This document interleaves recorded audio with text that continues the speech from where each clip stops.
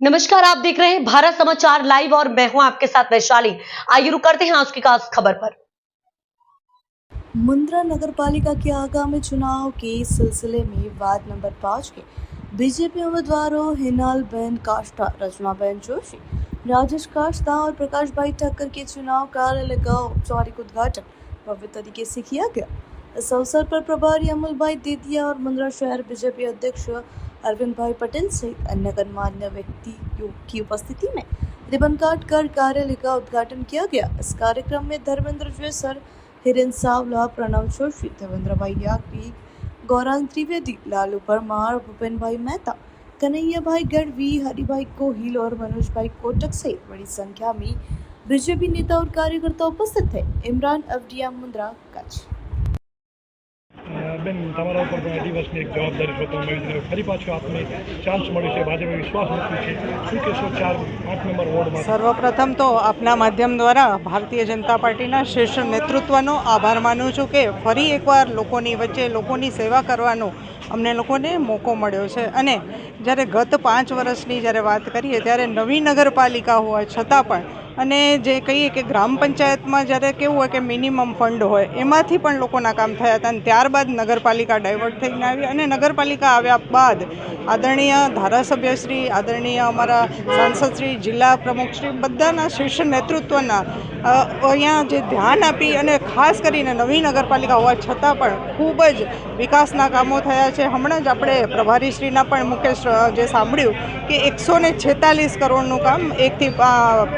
5 વર્ષમાં થયેલું છે। તો આ લોકોની નજર સમક્ષ મુંદ્રા બારોઈના સૌ નગરજનોની સમક્ષ આ પારદર્શકતાથી કરેલા કામો બધાની સમક્ષ છે અને ભારતીય જનતા પાર્ટીનો એક ઉમેદવાર 1 થી 7 વોર્ડના ભવ્ય જીત સાથે ભારતીય જનતા પાર્ટી મુંદ્રા બારોઈ નગરપાલિકાની અંદર ભગવો લઈ રહ્યો છે અને આ 5 નંબરની આ વખતે જવાબદારી મને 5 નંબરના વોર્ડમાં આપી છે અને 5 નંબરનો વોર્ડ એટલે અમારું મુંદ્રા ગામતળ, મુંદ્રા અમારું હૃદય છે એવું આ વોર્ડ છે અને એની અંદર અમે ચારે ઉમેદવારો જે આપની સામે છે, આપણે અહીંયા માલમ સમાજના પ્રમુખ શ્રી રાજુભાઈ, મારા બેન શ્રી હિનાલબેન કાષ્ટા, પ્રકાશભાઈ ઠક્કર અને અમે ચારે ભાઈ બહેનો ભેગા થઈ અને ભારતીય જનતા પાર્ટીના સંસ્કારો સાથે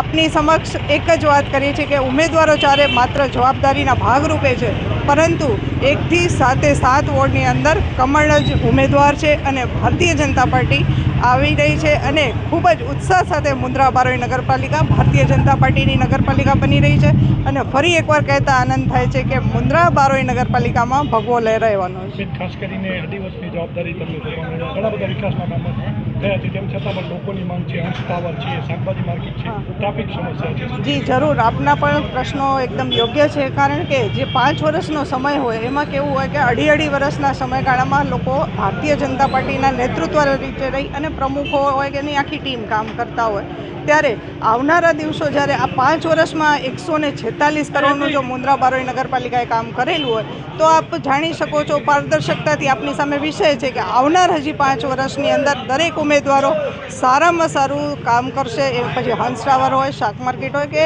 અન્ય વિકાસના કામો હોય એ અમારા આદરણીય ધારાસભ્ય શ્રી અનિરુદ્ધભાઈ દવેના માર્ગદર્શન હેઠળ મુંદ્રા બારોઈ નગરપાલિકાએ જે ગત 5 વર્ષમાં કામ કર્યા છે એનાથી પણ ડબલ આ 5 વર્ષમાં કામો થવાના છે।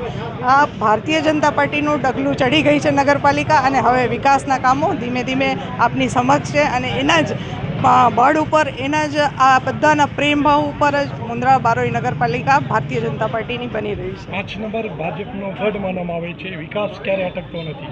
હવે શું અહીંયા પૂર્તિ કરીએ છીએ, અપીલ શું કરશું મતદારો? મેં તમને જે પહેલાં જ વાત કરી કે ગત 5 વર્ષ જે નવી નગરપાલિકા હોવા છતાં પણ જો 146 કરોડના કામો કરેલા હોય તો આવનાર દિવસોમાં નાની એવી થોડી ઘણી કામોની ખૂટતી ઘડી હોય તો એ 5 વર્ષ જે પહેલાં કર્યા છે એનાથી પણ વિશેષ આ 5 વર્ષની અંદર મુંદ્રા બારોઈ નગરપાલિકા હજી પણ કામ કરશે અને મુંદ્રા બારોઈના જેટલા પણ નગરજનો છે એમને પણ હું બધાને સાથે રાખી અને અમે 5 વર્ષ પણ એના પ્રેમ ભાવ અને એ લોકોના સન્માને અમે બધાને મળેલા છે. જે ફરી એકવાર હું આજે પણ અપીલ કરું છું કે સૌથી મોટું દાન હોય તો મતદાન છે. એટલે સમયસર વહેલેસર મતદાન કરજો, કારણ કે મતદાન કરવું એ પણ આપણા નાગરિકની ફરજ આવે છે. તમારા કારણે સારા વ્યક્તિઓને ચૂંટવા હશે તો સમયસર મતદાન કરવું પડશે. એટલે બધાને અપીલ કરું છું કે સમયસર ગરમીનો માહોલ છે એટલે વહેલાસર જઈ અને મતદાન કરજો. તમારું દાન પુણ્ય કર્મના ભાથું બને એવું કરવાનું છે. એટલે જે રાષ્ટ્રને વરેલી પાર્ટી હોય, રાષ્ટ્રહિતના કાર્યો કરતા હોય એ ઉમેદવારને પસંદ કરશે એની મને ખાતરી છે.